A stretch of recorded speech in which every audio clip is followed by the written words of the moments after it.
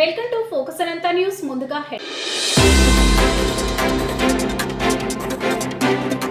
WhatsApp integration ద్వారా ఆలయాల సేవలను మెరుగుపరచడం.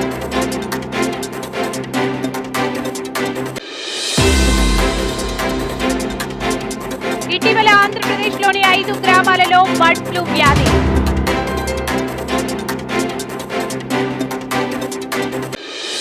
చిలుకూరి బాలాజీ దేవాలయం ప్రధాన అర్చకుడు రంగరాజన్ వారితో ఫోన్లో మాట్లాడి పరామర్శించిన వైఎస్ జగన్. ఫిబ్రవరి 23వ తేదీన ఆదివారం నిర్వహించే welcome to focus Anantha news. ఫిబ్రవరి 23వ తేదీ ఆదివారం నిర్వహించే ఏపీపీఎస్సీ గ్రూప్ 2 పరీక్షల కోసం పకడ్బందీగా ఏర్పాట్లు చేపట్టాలని అనంతపురం జిల్లా కలెక్టర్ డాక్టర్ వినోద్ కుమార్ ఆదేశించారు. గురువారం బుక్కరాయ సముద్రం మండలంలోని Srinivasa Ramanujan institute of technology కళాశాలలో ఏపీపీఎస్సీ గ్రూప్ 2 పరీక్షలు నిర్వహించే తరగతి గదులను జిల్లా కలెక్టర్ పరిశీలించారు. ఈ సందర్భంగా జిల్లా కలెక్టర్ మాట్లాడుతూ ఎన్ఆర్ఐటీ కళాశాలలో ఏపీపీఎస్సీ గ్రూప్ 2 పరీక్షల కోసం అన్ని ఏర్పాట్లు వెంటనే పూర్తి చేయాలన్నారు. అనంతపురం నుంచి ఎస్ఆర్ఐటీ కళాశాలకు పరీక్ష జరిగే రోజు అభ్యర్థుల సౌకర్యార్థం అదనపు బస్సులను ఏర్పాటు చేయాలని సూచించారు. పరీక్ష సమయంలో అభ్యర్థికి బుక్లెట్ సంబంధిత అభ్యర్థికి వెళ్లేలా చూసుకోవాలన్నారు. కళాశాలల వద్ద ఎక్కువ టీంలను ఏర్పాటు చేసుకుని ప్రిస్కింగ్ జాగ్రత్తగా చేయాలని, పరీక్షలను మండల తహసీల్దార్ మానిటర్ చేయాలన్నారు. కళాశాలలోని సీసీటీవీ కెమెరాలు అన్ని పనిచేసేలా చూడాలని, ఇక్కడి నుంచి సీసీటీవీల ఫీడ్ కలెక్టరేట్ కూడా అందించాలన్నారు. ఏపీపీఎస్సీ అసిస్టెంట్ సెక్రటరీ పరీక్షలు జరిగే మిగతా వెన్యూ కేంద్రాలను కూడా తనిఖీ చేయాలని, అన్ని ఏర్పాట్లు పూర్తి చేసేలా తగు చర్యలు తీసుకోవాలని ఆదేశించారు.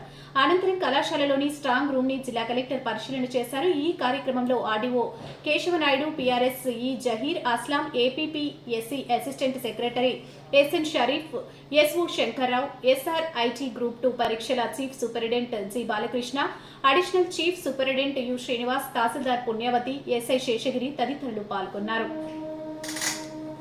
ప్రభుత్వ ఐటీఐ సాంకేతిక విద్యా సంస్థలను ఆధునిక కాలానికి అనుగుణంగా మెరుగుపరచాలని, పారిశ్రామిక సంస్థలకు అవసరాలు తీరడంతో పాటు దేశ అభివృద్ధి చెంది యువతకు ఉజ్వల భవిష్యత్తు లభిస్తుందని అనంతపురం పార్లమెంటు సభ్యులు అంబిక లక్ష్మీనారాయణ పేర్కొన్నారు.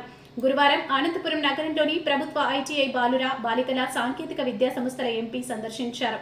ఈ సందర్భంగా ఎంపీ మాట్లాడుతూ ప్రభుత్వ ఐటీఐలో ఇండస్ట్రీ నిపుణులను తయారు చేయడంలో ఎంతో కృషి చేస్తున్నామని అన్నారు.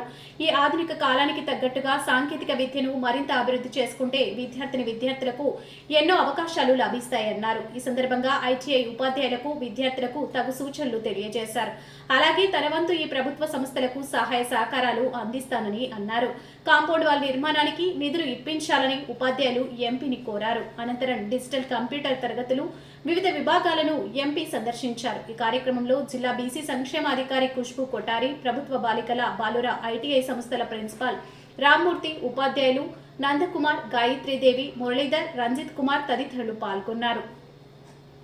ఎన్టీఆర్ జిల్లా జగ్గయ్యపేట, కృష్ణా, గుంటూరు ఉమ్మడి జిల్లాల పట్టభద్రుల ఎన్నికల్లో సీరియల్ నెంబర్ 5లో మొదటి ప్రాధాన్యత ఓటు వేసి గెలిపించవలసిందిగా అరిగల శివరామ ప్రసాద్ అభ్యర్థన. ఫిబ్రవరి 27న జరుగు పట్టభద్రుల ఎమ్మెల్సీ ఎన్నికల్లో ప్రథమ ప్రాధాన్యత ఓటు వేయడం ద్వారా న్యాయవాదుల పక్షాన శాసన మండలిలో వినిపించుటకు తనకు అవకాశం ఇవ్వవలసిందిగా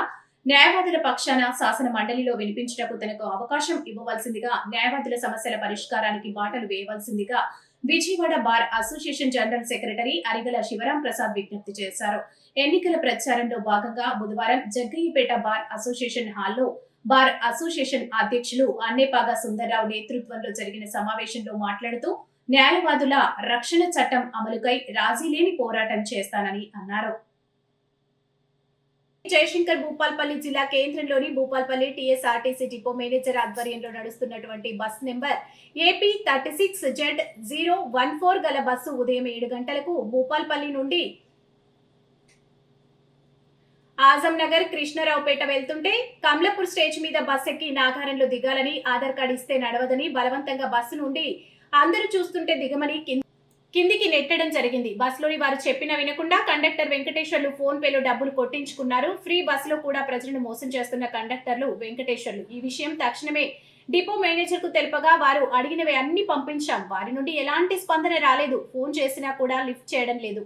తక్షణమే కండక్టర్ విధుల నుండి తొలగించిన ఎడల టీఎస్ఆర్టీసీ డిఎం పైన జిల్లా కలెక్టర్ కి ఫిర్యాదు చేస్తామని బాధితురాలు తెలిపారు. కమలాపూర్ స్టేజ్ లేదు, మేము ఆపాం.